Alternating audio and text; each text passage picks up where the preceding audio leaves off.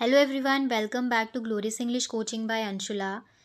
In the previous video, we discussed many confusing prepositions. So I have picked two prepositions for today, on versus onto, and we are going to do fill in the blank exercise based on only these prepositions on and onto.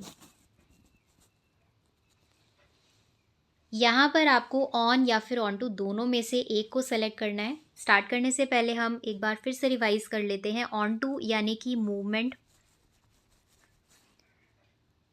जब movement कहाँ हो, surface की तरफ, इस case में हम on to का use करते हैं. Whereas on talks about the static position, यानी कि स्टैटिक मतलब कि मूव नहीं कर रहा है, और या फिर किसी चीज़ का जब टच है. So first the cat jump dash the table. अब जब कैट जंप करेगी यानी कि उस केस में हम मूवमेंट देखते हैं, मूवमेंट रहेगा एक सरफेस की तरफ, तो यहाँ पर हम ऑन टू का यूज़ करेंगे. इस केस में हम 1 लिख लेते हैं और यहाँ पर 2, तो यहाँ पर हमारा 2 रहेगा. Next is the keys are dash the shelf. जब कीज़ रखी हैं यानी कि उसका पोजीशन स्टैटिक है, वो मूव नहीं करेंगी, तो इस केस में हम ऑन का यूज़ करेंगे. तो मैंने यहाँ पर 1 लिख दिया है, आप इधर भी चेक कर सकते हैं. Here is the answer key. Okay, next she put the bag dash the chair. Here also there will be no movement. ऐसा कोई मूवमेंट यहाँ पर नहीं रहेगा, तो इस केस में हम ऑन का यूज़ करेंगे.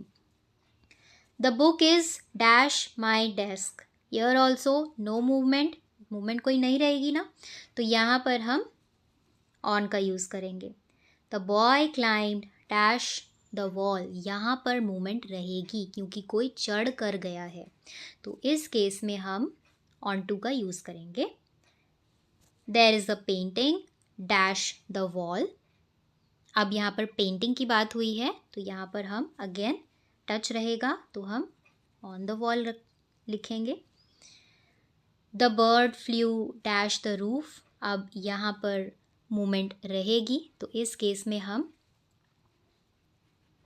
छत पर आया है उड़कर, तो इस केस में मूवमेंट रही है, तो यहाँ पर हम the bird flew on to the roof. The phone is dash the bed. Again phone की कोई मूवमेंट नहीं रहेगी, वेरी सिंपल, हम यहाँ पर 1 ही लिखेंगे. नेक्स्ट थोड़ा कंफ्यूजिंग आपको लग सकता है बिकॉज ऑफ लेस स्पेस, तो आप राइट साइड में आंसर की रेफर कर सकते हैं. Next is he threw the ball. अब किसी ने बॉल को फेंका है तो ऑब्वियसली मूवमेंट रहेगी, very simple, the he threw the ball on to the floor. यहाँ पर भी 2 रहेगा.